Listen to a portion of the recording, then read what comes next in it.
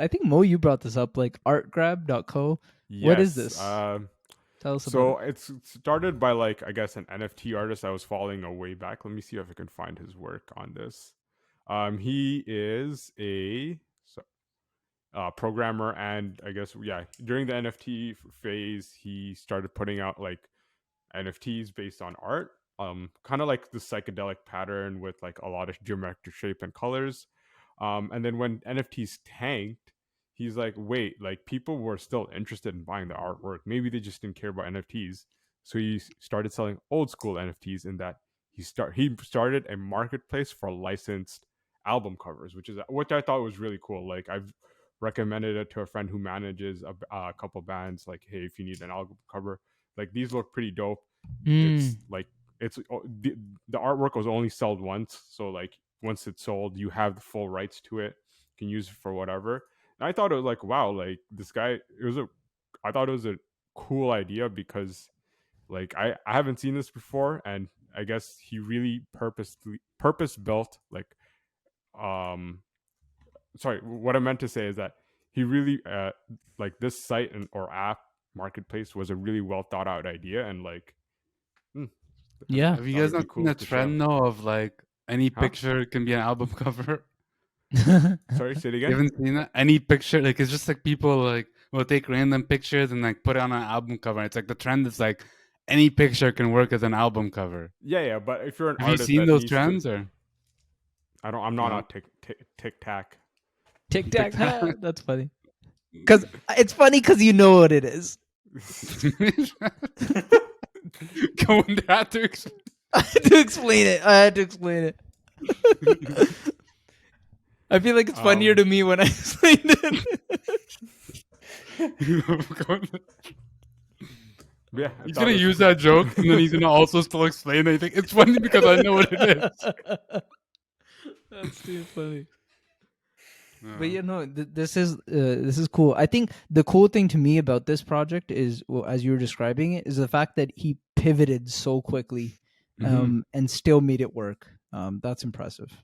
Yeah, when like I guess the whole market tanked, I looked up his profile. I'm like, I wonder if he's still selling any NFTs, and I couldn't find a link to his OpenSea or anything. And I saw he started his own marketplace, I was like, damn, that's a smart idea. Yeah, what's going on with our NFT? Are we like? Ali's like, want to do an NFT?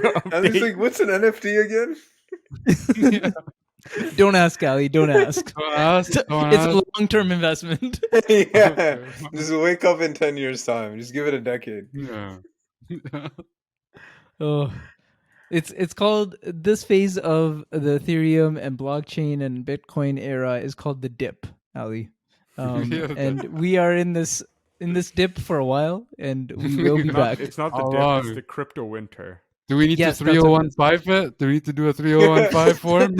1031. You can claim losses on your crypto, like if we sell. We're never selling though. Sell, People are doing what is called tax loss harvesting. Yeah. I'm gonna hold on to my Doge coins till I'm dead, because one day it'll be worth a lot. After you're dead. Yeah. 50-year mortgage, nice. With the 50-year mortgage. Though, speaking of which, there was an article where Vitalik dumped all his shit coins because people just gift him shit coins, and he's like, you know what? It's worth a couple million right now, so I'm gonna dump this shit. Yeah, and sometimes he would, like, I remember somebody gifted him like insane amounts of like this other coin, and it became worth like, I don't know, $2 million, $3 million, and he just gave it to charity, which was like pretty cool. And it's like he could do that. He's like the next Jimmy Donaldson, right? Or Donaldson? Can he not do that with his Ethereum as well? Isn't that scary? But like, isn't that scary? He could, but Ethereum's his child. Like, I don't think you'd want to do that to your child. I mean, like, you spent so much time building it, and then all of a sudden, his reason was the donating or giving it away was just like he didn't want it to be in his wallet and people thinking he actually like bought it and stuff like that. Yeah. He wanted that tax write-off. write-off. Reasons that too. Yeah, probably. That 1031. Paul, Vitalik is this generation's Linus Torvalds to a degree. To being like some kind of altruistic-ish person that oversees like a project that's important to like Linus the who? greater public. Yeah. Linus Torvald. Oh, you use Mac. That's why you would know who he is. But you should, because literally Mac's based on it. No, it's not. Oh, FreeBSD. Okay, fair enough. Yeah, but that's not Linus Torvalds. Yeah, you're good. You're good point. That's Richard Stallman and those guys. Yeah. So Linus Torvald, for those who don't know, is the person who basically created Linux. And Linux essentially powers half of the computing world, if not more. All the servers that you probably are getting your Google queries from, your Android phone, the operating system Mac on that. Technically built on Linux. Yeah, it's built on Unix. No, it's built on Unix. Think of them as like cousins. Wait, isn't Unix and Linux the same thing? No. Oh, I thought it was the same. Unix did come first, and I'm sure it had some kind of inspiration from it. Probably that's why it's called Linux. I feel like there was some sort of inspiration. The but only mainstream Unix platform out is Mac. Like it is the original Unix. I mean, the only one that's still left standing. There's like a bunch of legacy systems like Solaris. What's a couple others? Maybe OpenBSD is also considered under that Unix heritage. Crap, I'm trying to think. I had to work. HP has a legacy Unix system, but the only one really in use is Mac. Linux is kind of like inspired, and they're like similar, but they have technically different heritages. And it's like everywhere. Essentially, like a lot of servers are powered by Linux, right? So most of the computing world that you'd see online, in terms of websites and applications, are all powered by Linux machines, right? So it's very powerful in how much kind of power he has as well, because he still maintains it till this day. And then also he built another technology that literally changed the world for developers, which is Git. Oh no way! He's also the Git person. Yeah, man. Yeah, when you say that, I'm like that must be fake. But I'm like, wait, no, that's actually true. Like, it's crazy to think you develop two life-changing technologies. Single-handedly changed the world for developers. Yeah. So is GitLab? Does GitLab own Git? No. So Git is free. Yeah, Git is free. It's open. Yeah. So he basically created these open platforms that have proliferated the world and are running half the world, if you will. And companies like GitHub and GitLab were all made. Think about it. GitHub is like $1 billion company now, all based on this. Billion. What were they bought for? Like 2-3 billion? Probably, yeah.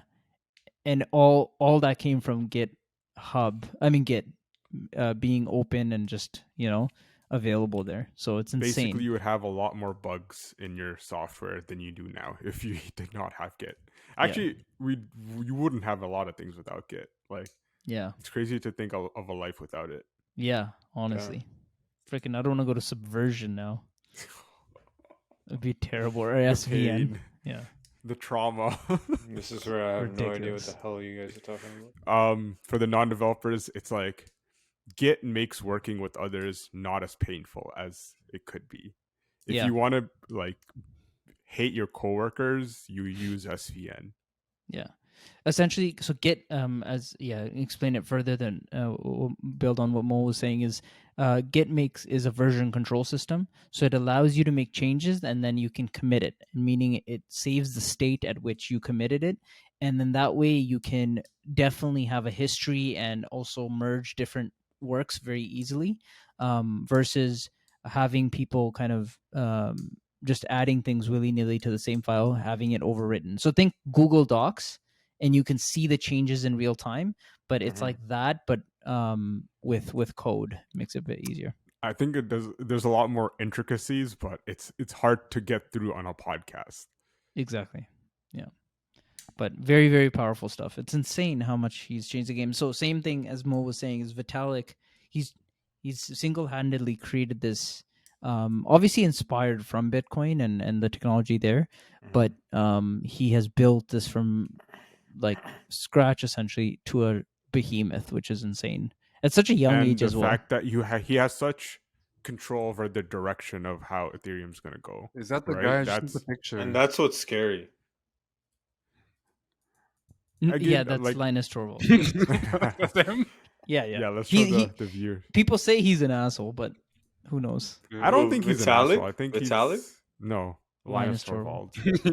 Oh my god! I think he's a very opinionated. Oh, actually, you know what? He could be an asshole, but like it's one of those assholes where he's not meaning to be an asshole. He's just very that's what it like is. How you would describe Steve Jobs to be an asshole. Okay. It's that kind of asshole. It's not like Elon Musk asshole. Like he doesn't want to be an asshole, but the fact that he's very opinionated about like, okay, I want it this way, he'll come off very passionately. I guess that's the word. Fun he's very story. passionate. He had to, even though this is like what Linux is nonprofit and he controls it, he had to get like not anger management. He had to get some like human resource training shit because like he was being very mean to people, and they're like, that's not right. Like you shouldn't be like a dick to us. Yeah. So you had to get like some training on how to be, I guess, respectful. And like I wonder like how they even like got him to do that. I think the difference is like it does take some self-conscience to be like, you know what, like I was in the wrong, like that's not how I should have behaved. Like it obviously it takes like some reflection, and like what I'm trying to say, you have to be a good person at heart to like realize the error at some point. Like some people are not like that, as we've discussed. Yeah, no, that's fair. Yeah, if you have any comments, let us know. Any other questions you want answered, let us know. Subscribe and like, please. Yeah, was there anything else anybody wanted to add? All right, take care everyone. Thank you for listening. Peace out, everyone. Easy.